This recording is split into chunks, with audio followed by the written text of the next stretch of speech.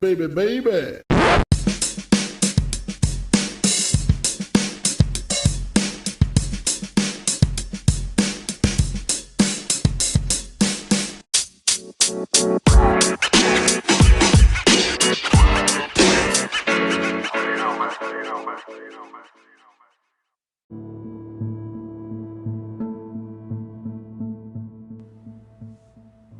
Hello, listeners of the podcast. This is your boy NotoriousSA, aka Steve Anderson, aka no reasonable person would take Sidney Powell seriously. But apparently a lot of people did. So, we're doing a bit of a different story here today. So, in terms of the other stuff I've done and topics I've covered, a lot of it has just been kind of personal opinion, and I've been able to include more other media, I guess I should say, in these podcasts. And for this particular episode, I've been working on something for the last few weeks in regards to something different. I wanted to do something different because over the last few months, I've seen lots of terrible people who exist in the world, who are in positions of authority, and they continue to be in positions of authority despite the terrible things that they've done being documented thoroughly, and have done nothing to refute it or try to fix it or just deny the situation entirely. It happens everywhere, all across the country. We see people in positions of power who have held onto that power for years abuse it, use it in their personal lives to their advantage without consequence, and it bleeds over into their professional settings and affects the way that we judge our government. Here in Illinois this April, there will be local elections taking place all over the state. Many of these races are local. That includes school and library boards, city council members, and mayors. These races often have some of the lowest turnout. Local elections throughout 21 states and in parts of 19 others are conducted in what's called an off cycle, meaning the contests finish sometime other than early November in even-numbered years. Turnout is routinely higher in on-cycle years than those in off-cycle years. This isn't necessarily news in the sense that local elections have smaller turnout, but it is one of those fascinating tidbits that more people want to vote in the presidential election when their vote has the least amount of authority in terms of the aggregate number of voters, as opposed to midterms and local elections and special elections when their influence goes up. Because, as just the way it works, the less people that vote in races, or the less people that participate in races, the higher the stakes. And in terms of these local elections that happen usually around every 4 years or so, we have low turnout. In Illinois in 2019, the last year of our special elections, only 13% of the suburbs registered voters cast ballots in that year's election, the lowest rate for any election since at least 2006. It can't be stressed enough how important these local elections are to our fellow citizens. It's important to note that when you go to vote in April, you may not know all the candidates on your ballot, but you have time to look them up. And this particular story is about one particular person who is on the ballot for mayor in a small town in Illinois. This is a story about that small town, 45 miles west of Chicago, a tale of bad behavior from one elected official. This is what I'm calling burning from the inside, corruption and bad behavior in a small Illinois town.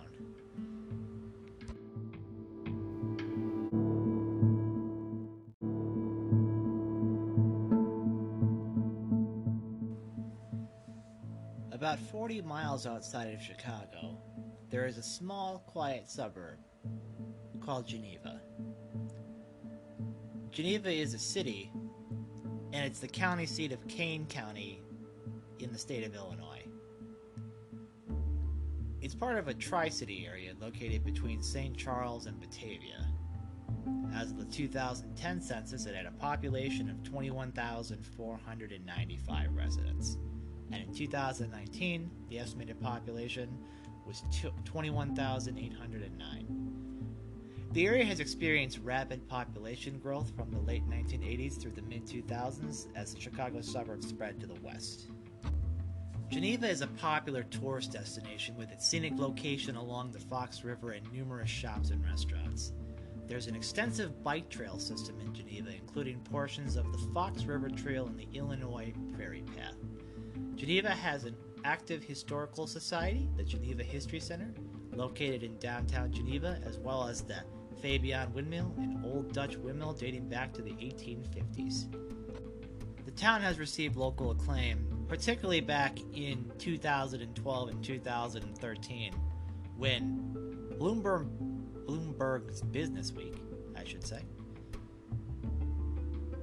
out of a survey of 3,200 places nationwide, listed Geneva as the best place to raise a family in Illinois. Quoting the magazine, "The suburb on the outskirts of Chicagoland has many charms," the magazine description reads. The Fox River Trail allows kids and parents to bike along the waterfront, and the Kane County Cougars, affiliated with the Cubs, play minor league ball at Fifth Third Bank Ballpark. Geneva also boasts well-maintained homes with diverse architectural styles. In addition to the public school performance and the safety of the community, the evaluators also considered the local job market, which was gauged by looking at the median income and county-level unemployment, housing costs, commute time, poverty, adults, educational entertainment, share of households with children, and diversity. St. Charles got a national nod of its own in 2011 when Family Circle named it Best Towns for American Families.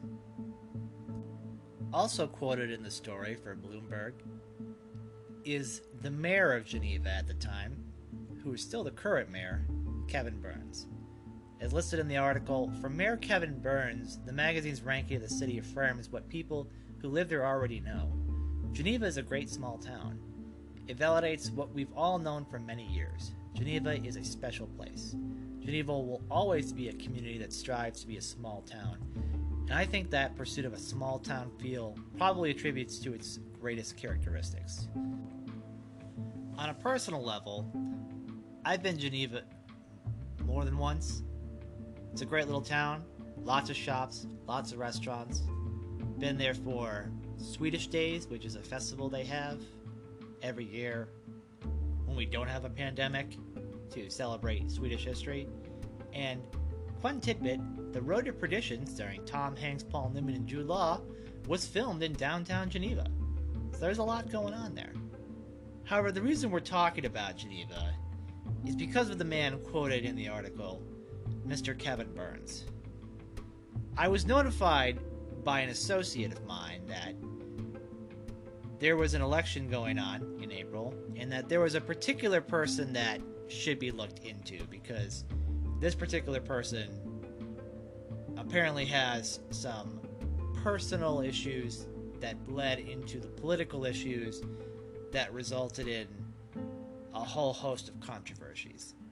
And I think it's important to examine these things, because with these local elections, when maybe 12 or 13% of the population is deciding who's in charge, the personal characteristics of the people running matter.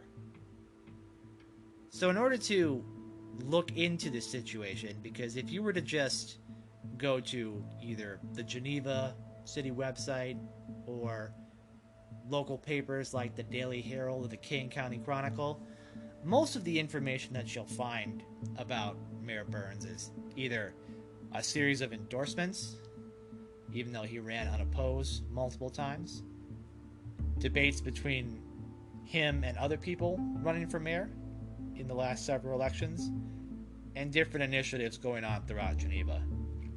But there is a different side, a darker side, that I talked to one particular person about who's been covering this for years. Without further ado, I would like to introduce the person that I interviewed for this podcast, who has had extensive coverage of the Mayor of Geneva.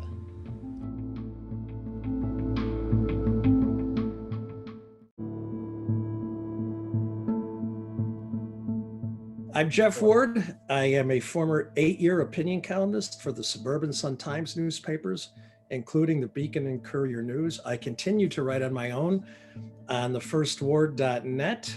I am an author, having written So You Want to Win a Local Election.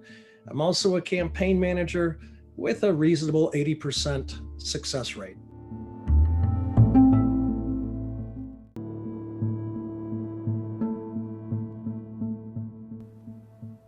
Jeff Ward, columnist, campaign manager, and local journalist, has been covering the Mayor of Geneva along with other local politicians, but in particular coverage the Mayor of Geneva, Kevin Burns, for nearly a decade now, and has an extensive history with the mayor and goes back quite a ways with him.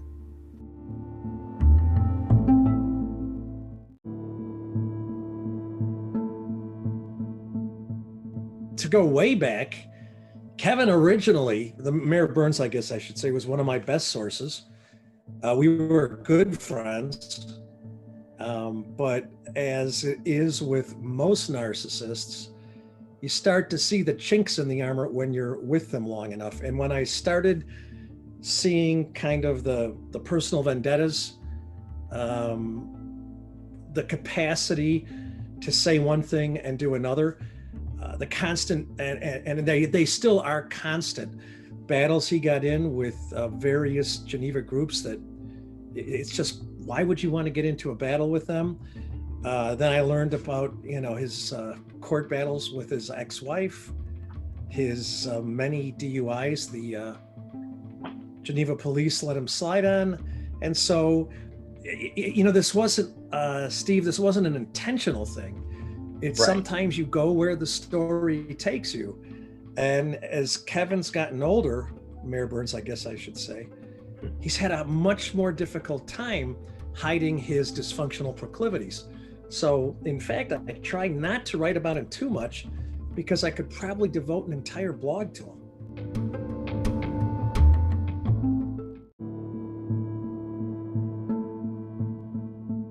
When Kevin started and he could hold the narcissistic facade together, he was a good mayor. He made a real effort to help people get along. He made an effort to get along. He made an effort to be inclusive.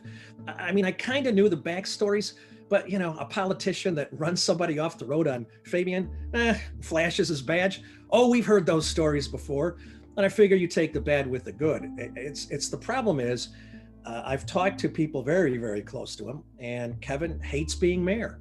He aimed for Congress, and Denny Hastert gave him a job with the U.S. Olympic Committee, raising money for the figure skaters. He blew that out in record time. Then he ran for county chairman. And he went down by 50 points. It's hard to lose by 50 points, even to Chris Lausen. He had a job with the Naples settlement. That went away. So Kevin's kind of backed into this corner by a vast lack of self-reflective capacity. He hates the people of Geneva. He hates this job. But as he said to people, he can't imagine living in Geneva and not being mayor. So that's why he does it.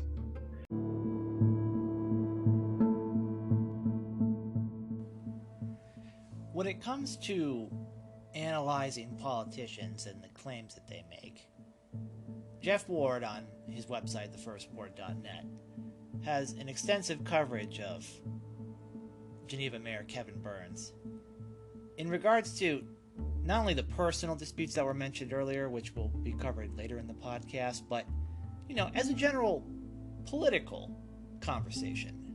There are things that politicians do, such as embellish their credentials or the facts and try to, get away with presenting the best possible picture. And of course, Mayor Burns was one to do the same thing. So going all the way back to 2013, this particular article is February 16th of 2013. Mr. Ward and Mr. Burns have been in a back and forth over regards to certain facts that were given by the mayor during a meeting about certain proclamations. Now, granted, this was 2013, but in general, whenever politicians tend to lie, those categories tend to stay up for a while. In regards to the particular policies that were discussed, when it comes to the local elections, a lot of it's going to be things like the city budget, city tax rates, the general fund. A lot of it might be considered boring to some people, but it's important because the local government is the one that you're going to have the most contact with, and odds are, in regards to the taxes you pay, most of it's probably going to be in the local area, if it's your property tax or sales tax or food tax. So you want to assume that the local municipality that you're in is not overcharging you for things or not putting themselves at a competitive disadvantage. And they want to make sure that there is a stable budget in place. The mayor made numerous claims, including that, property taxes had been reduced by 30%, which they had not. The general tax rate had declined from things like 0.73 to 0.53. Very small little things that most people probably wouldn't follow up with or even bother to look into, because for a large part of people, this isn't really interesting. Unless you're into public taxation and forensic accounting, it would be very hard to dig into all of this and, not fall asleep. But for a large part of his career, Mr. Ward has covered numerous other politicians, but in particular the mayor of Geneva, because the mayor of Geneva has gone out and said numerous, policy statements that are either contradictory with the facts or fabrications. Part of this also includes taking credit for projects that Geneva may not have actually had a vested interest in or has little to do with something that they've generated, or things like retail space that are available downtown. Lots of mayors will try to paint a picture of their town as successful as possible, and like all politicians, they may embellish or exaggerate the truth. And of course, when it comes to these small towns and their local meetings, if there's not one person covering the story, usually 0 people are covering the story. So someone like Mayor Burns can talk about different plans in regards to the way that the city budget works, and can make claims that, unless anybody bothers to follow up and fact check, will go unopposed. So for most voters, this will sound like, it looks like the budget's decreased 0.2%. So whatever that means, I guess, is good. Not to mention, regardless of how much is being spent at the local level, how much is being dedicated to certain services versus things like pensions.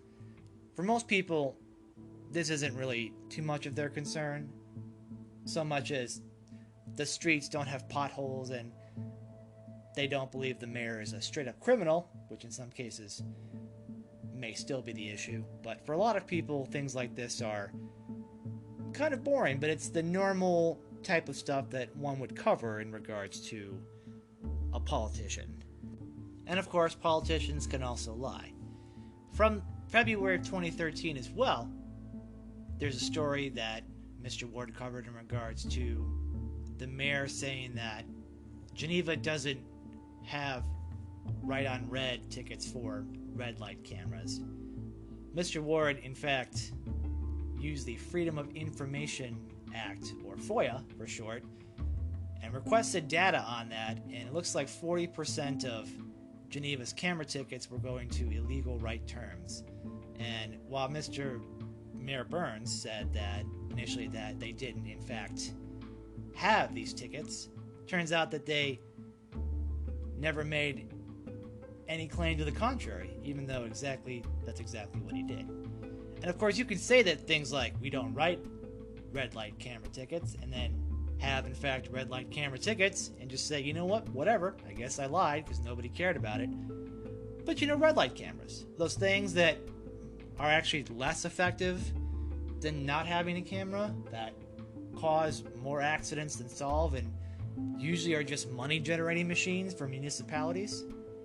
If they lie about that sort of thing, it may not seem like much to you and for every person who's maybe driven through it and gotten a ticket, but when it happens over and over and over again, you know that this is something that some municipalities count on for revenue, because it's a way to avoid making hard choices while allowing themselves to claim the mantle of responsibility, even though, as you can look throughout the Chicago Tribune and many other places, the whole entire red light camera industry is a bit of a scam.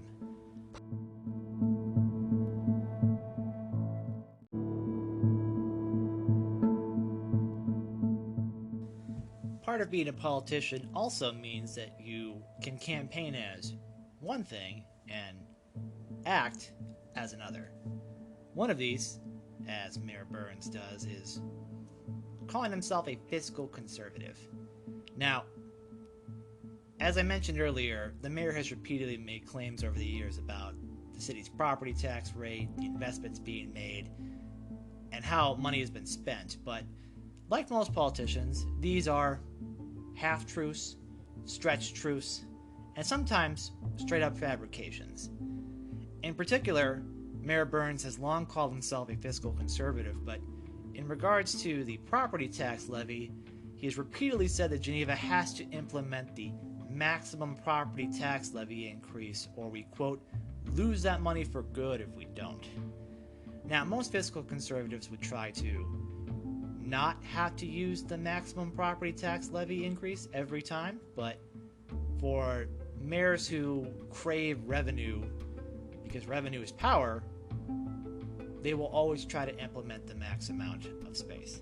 And in regards to tax increases, another interesting story is that after the city council attempted to stop a property tax increase, the mayor himself kept it alive by voting in place of a missing alderman and tying the score, which apparently is something you're allowed to do. You can just vote in place of a missing alderman. And again, many people may not know or care about these sort of things, but if you do care, you should note that the mayor has the ability to, in some cases, be the sole determining factor for how thousands, if not millions of dollars are raised and spent. And most people probably wouldn't even know. Now, in terms of non-policy items, there have been some personal issues in regards to the mayor's campaigning while in office. Part of that is something that seems like a bigger deal back in 2016 than it is now. But back in 2013, it would have been a big deal if the mayor had used his official Geneva email account to send and receive county chair campaign emails, not to mention saying campaign related things in those emails. That would be a violation of the law. But sometimes people do that. And I know, everybody seems to do it. Everyone talks about not using state resources for their own personal use, but with things like email, it seems like it just keeps happening all the time. You're not supposed to use your type of communications for politics, and when people do, they're like, whoops, was an accident. What are you going to do about it? People use it as a political weapon, and then eventually it fades from consciousness. These things happen. There's also just bad decisions and bad contracts to go into. So back in 2014, again, well, one of these things that isn't necessarily covered is how your municipality gets electricity, how much they pay for it, and how much you paying for it. Back in 2014, so while Mayor Burns was essentially entering his fourth term, a few of those terms, again, running unopposed, there were towns in Illinois that were signing up with something called Peabody Energy Company. And they were pitching something called the Prairie State Energy Campus under the guise of the Northern Illinois Municipal Energy Association. So essentially what this means is that to make a longer story short, is that bad deals were made by the people in charge in regards to energy. So while most people were paying $50 a megawatt hour, people in Geneva were paying $70 an hour for the same electricity. Now, granted that the mayor of Geneva wasn't the only person to do this. Apparently, a neighboring town, Batavia, was involved in it, but Batavia admitted that they had been quote-unquote misled and snookered. Batavia was required to implement a sales tax and dip into reserves to help cover the cost. Geneva did not. But that's what happens when the mayor feels that no one's going to come after him, is that you can make bad deals and charge people extra money for electricity and no one will do anything about it.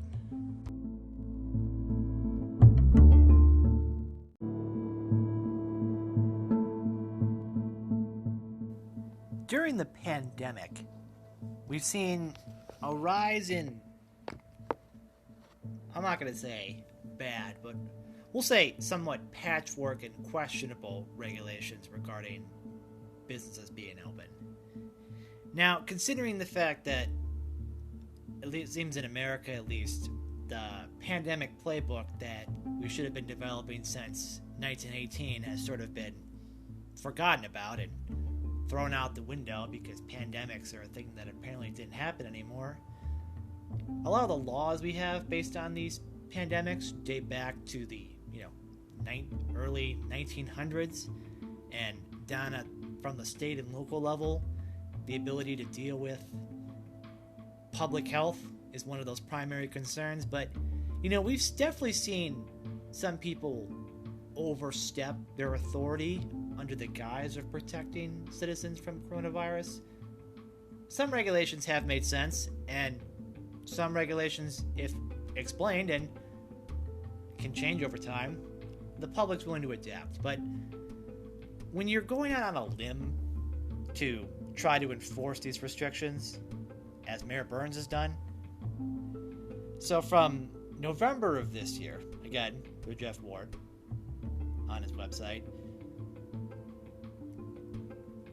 during the pandemic, many businesses have closed, and unfortunately, due to whether it's trying to access a loan through the Paycheck Protection Program or cumbersome ordinances created by the state or the local government, many local businesses have been just trying their best to figure out what to do and how to survive. And in Geneva, the mayor has been using the police department to find businesses that go against the restrictions set out by Governor Pritzker. Now, in a council meeting in November, this attempt failed. And it's not as if this hasn't spread in a larger level. There's a restaurant called Foxfire in Geneva that is currently fighting Governor Pritzker's mandates. And, with the pandemic at this stage, this recording being March of 2021, ideally sometime soon being somewhat over through a combination of vaccination and herd immunity, ideally these restrictions would become moot and people can open up their businesses and we can continue to congregate as we used to in large groups. But when you have someone like the mayor cracking down on these businesses and trying to enforce orders that state courts have said are unconstitutional, you really are going to upset people. And it's not just this. One of the last policy things I wanted to cover for the mayor in terms of everything else he's ever done is a recent story I heard about. It's something very specific to Geneva, but essentially the city allocates some money for the Chamber of Commerce to promote tourism in Geneva. it's a pretty straightforward concept, right? The Chamber of Commerce is made of local businesses. These local businesses have a vested interest in the community being safe, clean, affordable, a place where people want to come visit and or live. So they've been given a certain percentage of funding in order to promote the city of Geneva. It's not a crazy concept. Lots of places do it, and for Geneva, it's been a very, very successful formula. As they've seen, despite several recessions and the pandemic, they've seen continued growth. But my understanding, and it's hard to find this in anything that's not just buried way, way down in, transcripts for city hall meetings or in long 2 and 3 hour stretches of city council videos on YouTube, is that Mayor Burns wanted to take the funding that has traditionally gone to the Chamber of Commerce and absorb it back into the general fund of Geneva, and then require the Chamber of Commerce to request funds from the general fund for a program that has already been implemented and successful.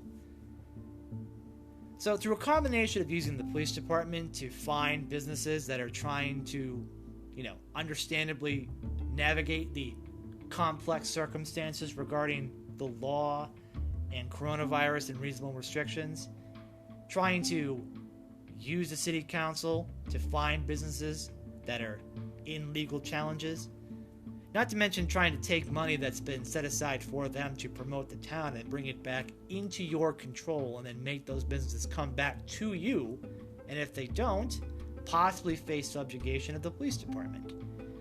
It's a very small town thing to do, using the city resources at your disposal for personal gain or political gain. If you're from Chicago, this shouldn't be anything new to you. But in Geneva, Illinois, not in Geneva, Illinois, even in Geneva, Illinois, this happens. These are just the policy aspects of the Mayor Burns administration. And, this isn't even getting into testimony to the International Code Commission or the ICC. Probably said that wrong, but I'll have to update that later. In regards to mandating green energy and mandating extensive cost that the mayor testified in favor of, the video of which is no longer online and can't be found. And it resulted in the ICC having to look at their voting procedures because they were concerned about voter manipulation in regards to passing these new codes. And again, you don't think like building codes and stuff like this, the small things, the little things that can make a huge difference in our lives are at the control of people that, if you don't pay attention, will use them to their advantage. And it's very unfortunate. But there's something much deeper and darker here. And there will be one last policy discussion before the podcast is over regarding a current situation, but there is something else that we need to talk about in regards to the mayor, and it's not a policy disagreement. It's about what happens when crimes are committed. If a mayor generates police reports, it's always a coverage thing or something you should cover.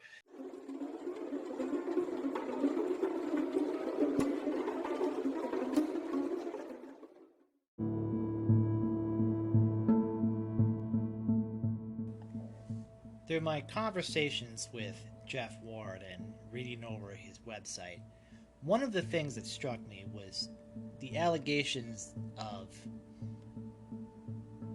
we'll say, of a personal nature, and how Mayor Burns' personal issues have bled over into his public life. Now, we've seen a series of bad decisions being made and a little bit of a bullying aspect to the mayor, but that's just politics. Politics is going to be like that. However, Mr. Ward speaks of some other serious issues, and this is in regards to police reports regarding the mayor and family members, between his ex-wife and other family members. So I was able to confirm and find these reports that exist and will be up on my LinkedIn page with certain parts redacted for privacy for certain people. But what follows is a police report taken from February 15th, 2009. And I'm quoting now from the Geneva Police Department report. On February 15th, 2009, at 8:50, Officer Van Dorn and I responded to address removed in reference to a report of domestic trouble. Upon arrival, we spoke with the complainant, Kevin Burns, Mayor Burns. Burns stated that he is currently going through a divorce with his estranged wife, name redacted, and claims that he has a court order that states that, name redacted, cannot have any male visitors while his daughters, names redacted, are present inside the above-mentioned residence. Kevin explained that he did not have a copy of the court order with him, but he would provide me a copy at a later date. Kevin stated that he entered his residence on February 15, 2009 at 8:40 hours, and he discovered a male subject, name redacted, sleeping in the basement of the residence with his wife. Kevin stated that he immediately contacted the Geneva Police Department because he wanted this person arrested for violating a court order. At this point, Officer Van Dorn and I entered the kitchen area and observed the people standing next to the kitchen door. His ex-wife advised Kevin that he did not have a court order, and if a court order existed, that she had never seen it. Content warning: the following passages contain profanity. Kevin stated that there is a court order, you fucking whore. Kevin then pointed at the other gentleman and stated that you pay for my dinner, then you fuck my wife. Tomorrow everyone in the city will know how fucking dirty you are. You are finished in this town. I cannot believe you would do this to me. The man stated, Kevin, your wife told me that you and she were divorced and she invited me to spend the night with her last night. I would never have come to your residence if I had known that you were still together. Name redacted that entered the kitchen and started yelling, Dad, you are the fucking problem and you need to move on. You have fucked up this family. One of the people then placed her arms around another person and then walked back to their room and closed the doors. Officer Van Dorn explained to Kevin that the person was not going to be arrested, and Kevin stated, he cannot leave because I got someone coming that needs to see this. I'm not going to move my car until they see this. His ex-wife then stated that, yeah, you called your parents again. Kevin replied, you are a fucking slut. You fucked the fireman, and now this guy. You probably have a disease. You need to go to the hospital and get checked. You look like a fat whore with fake tits. Kevin then took 2 pieces of chocolate that were on the kitchen counter and threw them across the room in the direction of his ex-wife. The man then exited the residence and waited in his vehicle. The other man that's not Kevin Burns. After Kevin's brother, John J. Byrne, arrived, John moved Kevin's vehicle from the driveway. The other gentleman then exited the driveway without further incident. His ex-wife then agreed to leave the residence until Kevin collected his property and left. As she was leaving the residence, Kevin stated, you smell like a whore, cunt. The Geneva Police Department has had 5 domestic contacts with both Kevin and his ex-wife. Mayor Burns and his now ex-wife are now divorced, to the best knowledge that I can find and confirmed based on marital separation agreements that were also delivered to me. So, in regards to someone's domestic affairs, I'm generally not one to, pry in because we don't want to talk about people's marriages. And, when things get rough, we might not be in a situation to judge, but, based on the police report that was here, this seems like very abusive behavior to me. This was 2009. Yet, there's not one mention of this in any of the Daily Herald articles about Mayor Burns or the Kane County Chronicle. Only Jeff Ward has talked about it. And unfortunately, this isn't even the only police report, and it's not even the worst police report.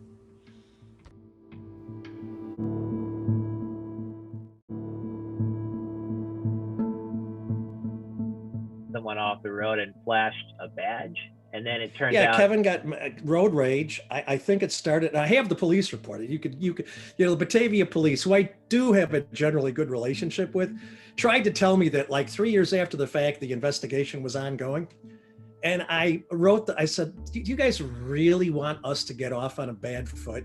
Come on. And they go, oh, we made a mistake. And they gave me the police report, which was kind of funny. But yeah, basically he got into road rage. I think it was started down Route 31, turned left east onto Fabian Parkway, and he ran these people off the road onto the parkway and then flashed his badge. And this was being thoroughly investigated until he bought his way out of it. And like I said, I think one of the people in the car was a cousin, and they didn't want to pursue it, so he paid them off to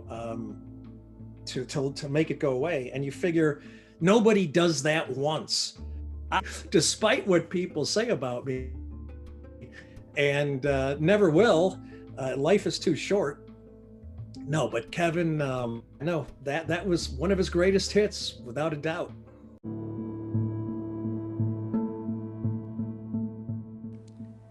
The other police report that I was able to obtain comes from a 2010 incident that occurred in October. It involves reckless driving and battery. The following again is a police report from the Batavia Police Department with certain names redacted for privacy. The victim advised she was driving her car in Geneva with her boyfriend, name redacted. The victim advised she observed a vehicle tailgating her starting eastbound on South Street to southbound Western Avenue. The victim advised the offender was driving the vehicle and he was so close to her she thought he was going to hit her. The victim advised she pulled into the left lane to turn southbound on Western Avenue at Fabian Parkway.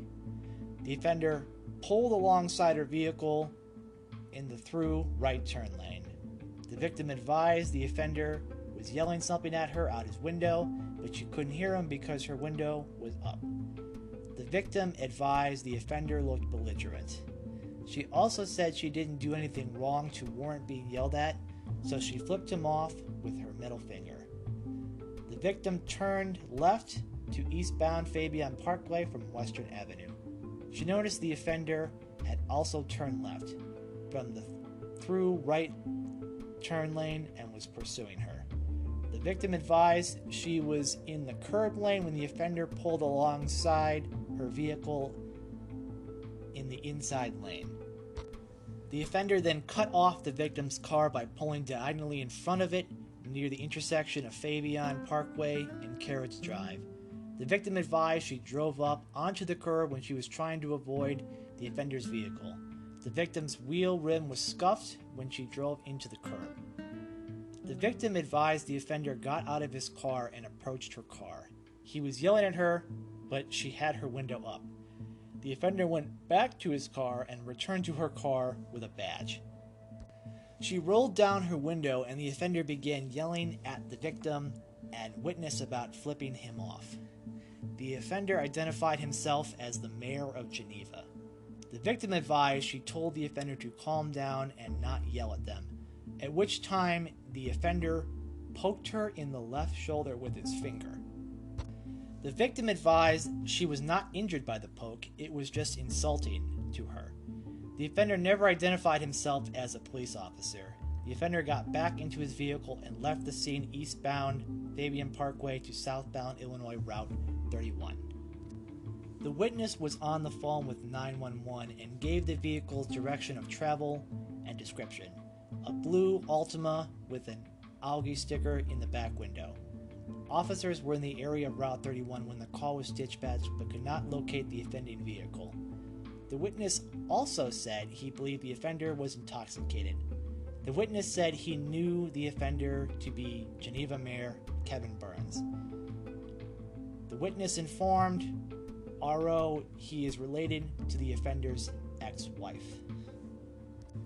RO interviewed both the victim and the witness separately, and their stories were consistent as described above. RO told the victim RO would need to talk to the offender to get his side of the story. RO asked the victim if she wanted the offender arrested, if RO determined charges were warranted. The victim advised she wanted the offender to apologize to her, and she wanted him to pay for a new wheel rim. She did not want him arrested. RO contacted the offender and left a message on his voicemail. The offender called RO back within 10 minutes and agreed to come to BPD to talk to RO about the incident. RO met with the offender and asked him what happened. The offender advised he had been...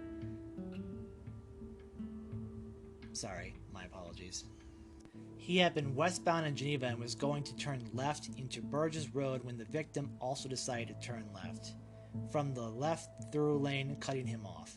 The victim then continued on Burgess to South Street to Western Avenue. The victim was going slow, and when she crossed over the railroad tracks on Western Avenue, she slowed to almost a stop, causing the vehicle behind his to almost strike his vehicle. The victim continued southbound Western Avenue, and the offender was driving behind her. He said he didn't think he was tailgating her. The offender said he saw the passenger, witness, name redacted, make a gesture out the window, but he didn't know if it was meant for him. The witness denied making any gestures. The offender pulled up next to the victim's vehicle at a stoplight at Western Avenue and Fabian Parkway. He advised he was flipped off by the victim. When the light turned green, the victim turned left to eastbound Fabian Parkway. The offender advised he followed the victim's vehicle and blocked its path so he could talk to them about flipping him off. The offender went up to the window, but the victim could not roll the window down. The offender returned to his car to get his mayor ID to identify himself to her. He returned to the car and the victim rolled the window down. The offender advised he and the victim had initially exchanged heated words. The offender advised things calmed down and he told them he didn't appreciate being flipped off. The offender advised he apologized to the victim for losing his temper. She apologized for flipping him off, and they shook hands and went their separate ways. RO then asked the offender to provide a written statement about the evening's events. That statement is attached to this report. RO contacted the victim and updated her. RO told the victim that the offender was willing to formally apologize for his actions. The victim and witness responded to BPD and met with RO and the offender. The offender apologized to the victim. The victim advised she wanted the offender to replace her wheel rim. The offender advised he would replace the rim. The victim asked if RO would handle passing the receipt to the offender once she obtains it, as she doesn't feel comfortable doing it herself. RO told the victim to get the receipt to RO and would forward it to the offender. The offender would then get a check to RO and RO would deliver it to the victim. And just in case I didn't clarify earlier, R-O would mean responding officer, so I'm just saying RO to make it easier. The witness said he thought the offender was intoxicated because his eyes were bloodshot. The offender indeed had bloodshot eyes, but RO did not detect any odor of an alcoholic beverage on his breath. His speech was not slurred. He did not stumble when walking, and he did not sway while standing. RO explained that the witness had some people get bloodshot eyes, and it's not enough to determine if someone has been drinking. RO further explained that if the offender had been drinking, it would be highly unlikely that he would show up in person at the police department to resolve this matter in a timely manner. RO verified that the victim was satisfied with the outcome of the case. She asked to make a phone call. They again met with RO, and she's satisfied with the outcome and did not wish to pursue charges. So, and in the attachments here, there is a statement from, there is the written statement from Kevin Burns, and then a written statement from the victim. And there is also from the other person that was in the vehicle that was run off the road by Mayor Burns. Their statement is in here as well, confirming what had happened. So, it gets worse because in terms of the information that's here, the victim didn't want to file charges, but the mayor ran a person off the road and then paid the cost of repairs for that person for a total of, it looks like, $530.82 to replace a tire and a wheel rim and for parts and labor for the car. So, while this person didn't want to press charges against the mayor, that's understandable. I mean, it may have been easier, but based on the way the mayor interacts with people, I wouldn't be surprised if it was dropped because they didn't want to have their lives taken out or dragged by someone in a position of power. And again, these police reports will be available on my LinkedIn page as part of the article that goes with it, and there will be redactions in it to protect the people listed on there who were not talked to in this story. And I also want to point out, if I hadn't said it earlier, that I did reach out to Mayor Burns both via his campaign and his official government capacity and received no response for comment.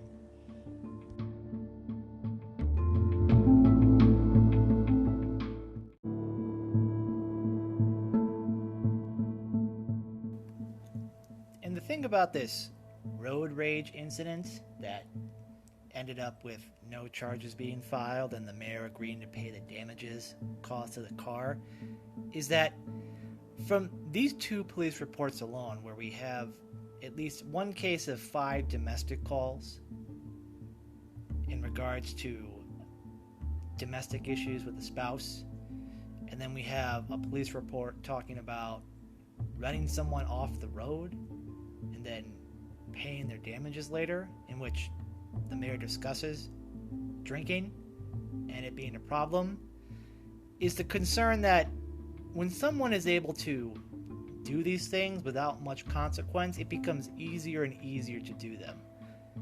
One of those things that apparently is a serious problem, at least allegedly for the mayor, as written by Jeff Ward, is that according to sources that he has, the mayor has anywhere between 4 to 8 times been accused of drinking and driving. And whether that's witnesses saw him drinking and going into a vehicle and then driving, or records from police who said that the mayor had been pulled over but they let it go due to the fact that he was the mayor, and the fact that anybody who attempted to talk about these reckless acts of behavior would face either threats from the mayor or the police department at the mayor's behest would come after those who wanted to ask questions about it. Again, here's Jeff Ward.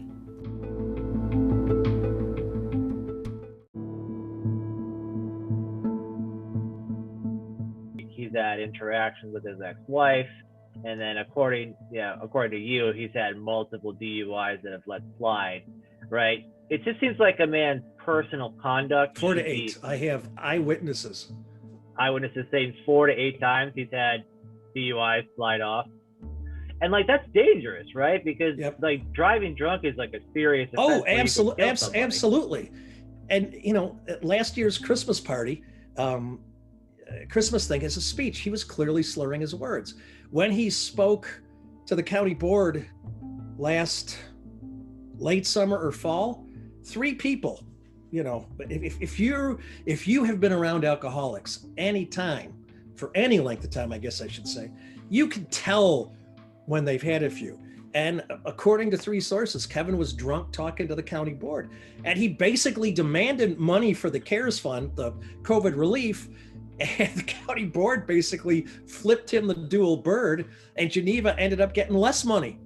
Wow. That's the mayor. Narcissists are bullies whenever you attack their facade, or whenever a narcissist perceives you to attack their facade. I'm one of the few people Kevin Burns is scared of.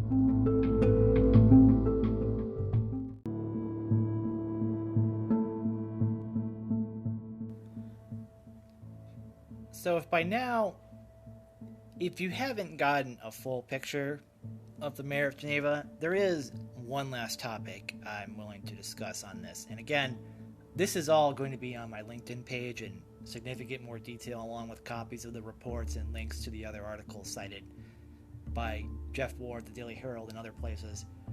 The last thing that I want to talk about is, again, to shift back to policy, because this is kind of a big deal in terms of its impact. There is a proposed development in Geneva called Emma's Landing, a townhouse development that over the last year has been subject to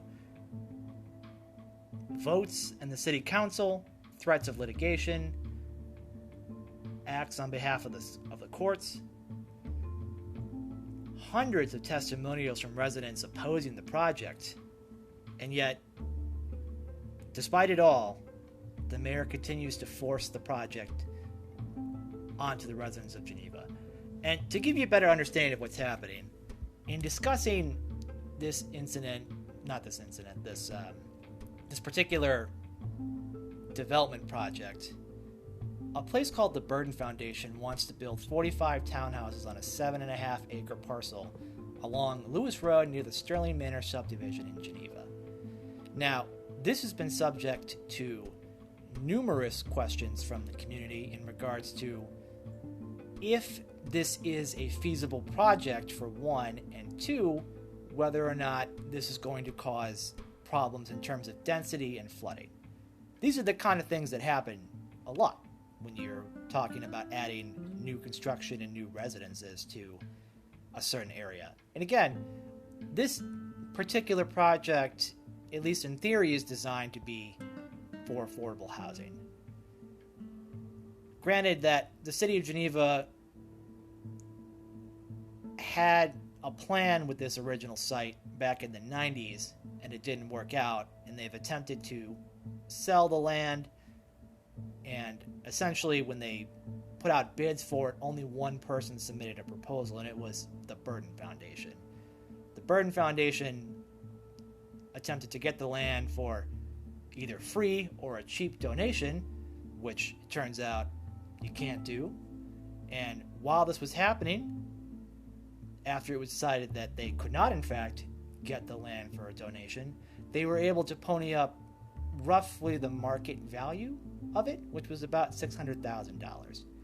Now, this is despite the fact that hearings on this were not allowed to be in person due to coronavirus restrictions. And if you go through it's on YouTube. You can go to the Geneva City Council YouTube page to see the meeting and also read the minutes of it. There are dozens of emails and questions from residents about, we already have flooding issues in this town and we're going to build another development. There's going to be less actual green space and more density. Not to mention the questions of what happens if this thing falls into disrepair and if we're able to put all of these families on it. Not to mention the effect on the nearby suburbs. As of recently, the plan has been passed to the Geneva Council, but it's very likely to face litigation going forward. And the mayor has been a big advocate of this, but again, Jeff Ward has looked into it and covered the topic and basically discussed why this particular project is not going to work.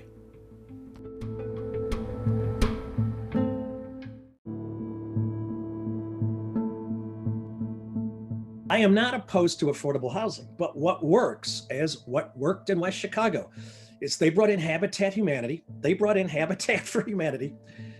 They brought in the local churches, small houses integrated in the neighborhood.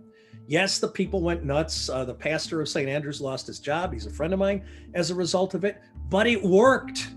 You don't hear any complaints anymore. There's no massive police presence required. You have to have the community involved.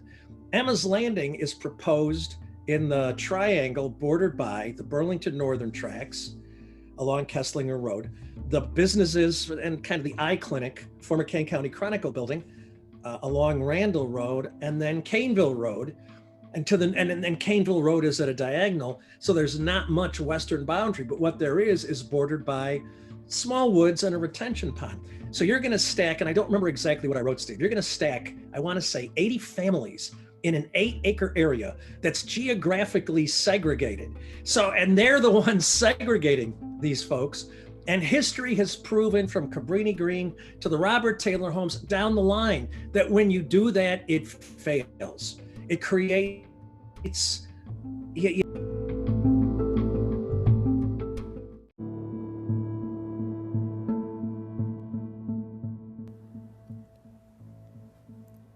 What we have in Geneva, Illinois, is a beautiful, prosperous town that, like all towns, has issues, whether it's growing pains or dealing with the budget or trying to build new projects or trying to maintain its existing infrastructure.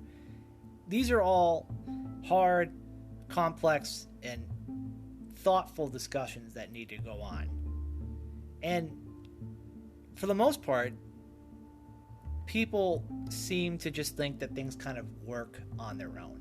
And it's a very small group of people who really do elect our local leaders, our city councils, our mayors, our trustees for the library board, the school boards, people that you probably see in your community, if you do go out, and eventually will when this pandemic is over, at the grocery store, the movie theater, or the local stores, or even if it's just at the meetings. You know that they're there for you.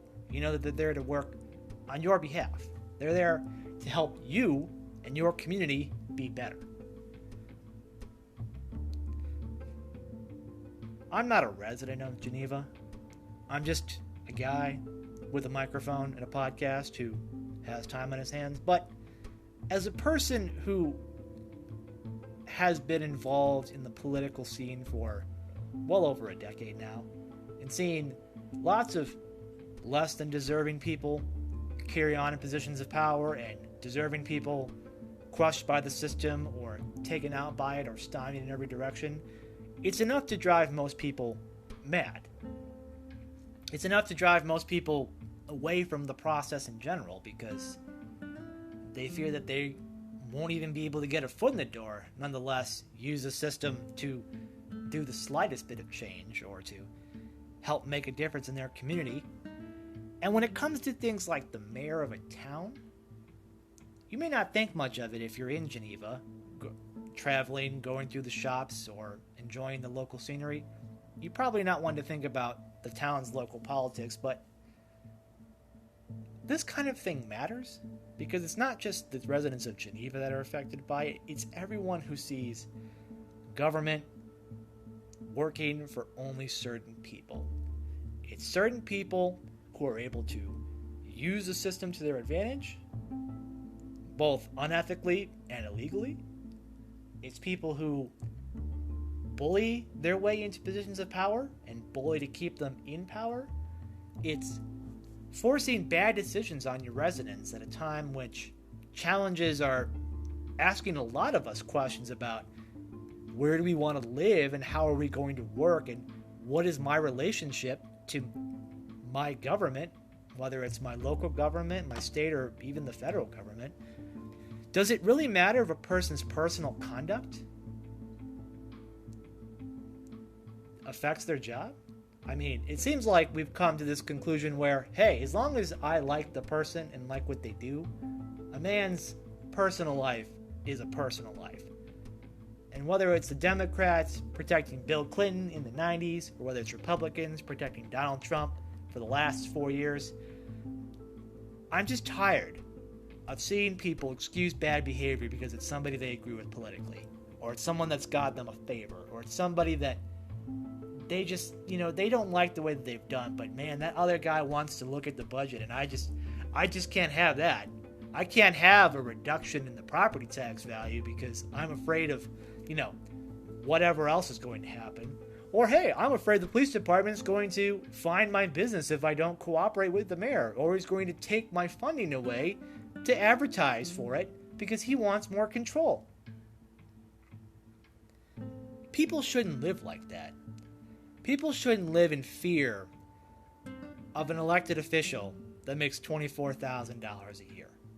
People shouldn't be afraid to be on the road with people like this, knowing that they're driving recklessly or drunk, knowing that they could hit you or come after you and just make the problem go away because the authorities are on their side. I can only imagine how many people in Geneva have had a bad experience with Mayor Burns and could not talk about it or discuss it with anybody outside of maybe a small circle of friends and family because they were afraid of professional repercussions or fines or the police department tracking them down and following them at the mayor's behalf.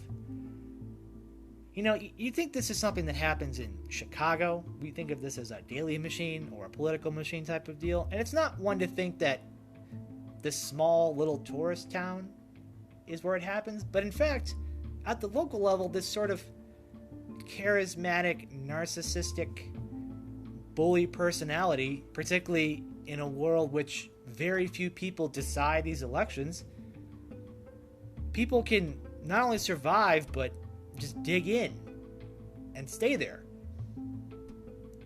for 2 decades. 2 decades. Now, I've argued in the past against the idea of term limits in terms of people being arbitrarily removed from office after a certain period of time. I just don't think that that's, in my personal research and discussion of public policy, I've never found that to be, it seems like more of a easy way out than it is a reform to the system, whether it's ballot access laws or fixing districts or creating different systems for more people to enter the race. But when people have been subjected to this kind of treatment, when people are constantly told that, to not look into things or to turn the other cheek because, things are going well for 10, 12% of us, so why don't we just let this go? Why not, right? Well, no. I'm not going to let it go. I'm so tired of bad people getting what they want and facing no consequences. I'm tired of bad people being in charge and telling us what we can and can't do while using the system for themselves. I don't even live in this town. And the more I've dug into this, the more mad that I am that a person can do this and just face no consequences. Not to mention have accolades from the local media, who might be the only people that cover any stories about it at all if it weren't for the internet, and different independent journalists looking into different allegations. Would we know any of this stuff if Jeff Ward hadn't reported it, or if, while digging, people hadn't been able to provide me with these reports about the mayor's actions? Because as far as I can tell, none of this has ever been covered in any of the mainstream journalistic areas out here. But people need to know.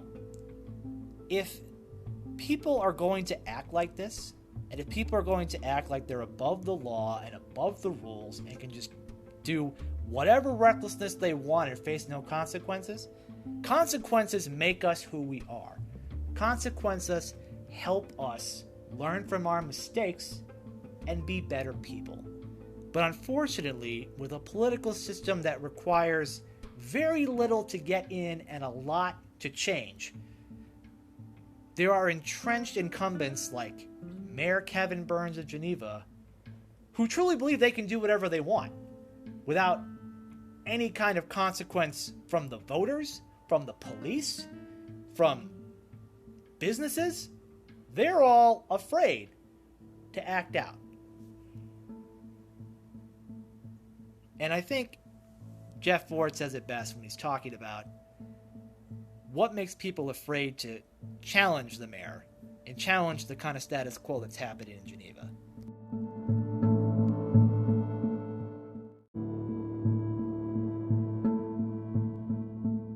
Kevin, again, it's the narcissistic facade fading. And the more it fades, your addiction to it gets stronger. And Kevin can't stand the slightest attack from anybody, and he strikes back. I'm the only person in general that slides on them because after 15 years, I mean, about what, 6 we were friends, he knows there's nothing that can back me down. But that's simply a function of time. It's not really necessarily even me. So Kevin will go after anyone who he perceives as a threat. And he will. And that's part of the reason why people haven't run against him. People are terrified to run against him. People are terrified what he might do to them.